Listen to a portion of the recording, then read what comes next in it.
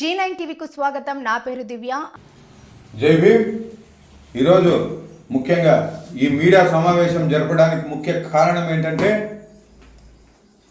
రాయదుర్గం నియోజకవర్గం వ్యాపారాల గ్రామంలో విచ్చలవిడిగా అక్రమ బొగ్గు దందా అనేది జరుగుతూ ఉంది.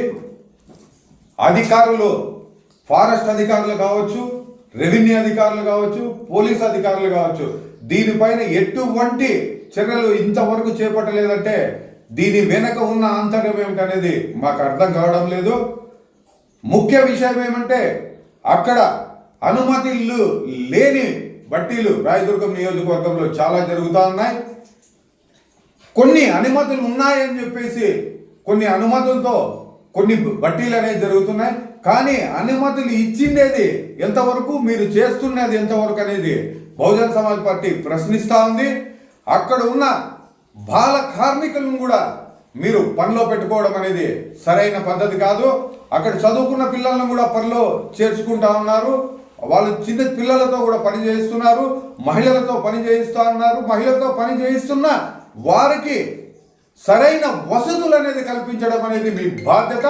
అలాంటిది ఎటువంటి వసతులు కూడా ఈరోజు చేపట్టుకోకున్నట్టు వాళ్ళకి మినిమం ఒక బాత్రూమ్స్ కానీ వాష్రూమ్స్ కానీ ఇలాంటివి ఏమీ కూడా మీరు ఆ సౌకర్యాలు అనేది కల్పించుకోకున్నట్లు, మహిళలు అనేది కూడా లేకున్నట్లు, ఇష్టానుసారం అక్రమంగా మీరు వ్యాపారం చేసుకోవడానికే ముందుకు సాగుతా ఉన్నారు. కానీ అక్కడున్న కార్మికుల పట్ల కానీ అక్కడున్న గ్రామస్తుల పట్ల కానీ కొంచెం కూడా వీరికి ఎటువంటి బాధ్యత అనేది లేదు.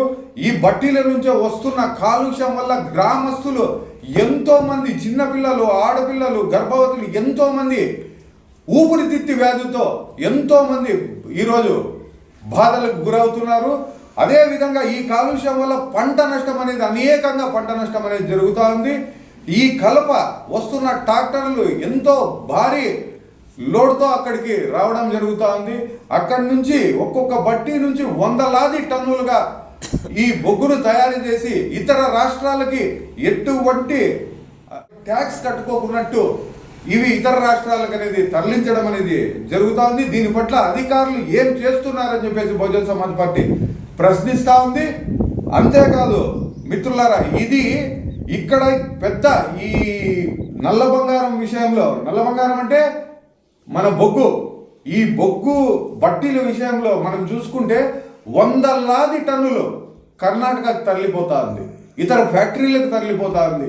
ప్రభుత్వ ఆదాయానికి వీళ్ళు ట్యాక్స్ పే చేయకోకున్నట్ల అక్రమంగా కర్ణాటక కూడా తరలించడం అనేది జరుగుతూ ఉంది. దీనిపైన అధికారులు వెంటనే చర్య తీసుకోవాలని చెప్పేసి బహుజన సమాజ్ పార్టీ డిమాండ్ చేస్తాం. పక్షంలో కలెక్టర్ గారి దృష్టికి కూడా మేము తీసుకెళ్ళి లేని మీరు చర్యలు తీసుకోని పక్షంలో ఉద్యమ రూపంలో బహుజన సమాజ్ పార్టీ సమాధానం చెప్పి తీరుతుందని చెప్పేసి తెలియజేస్తూ జై భీమ్, జై భారత్.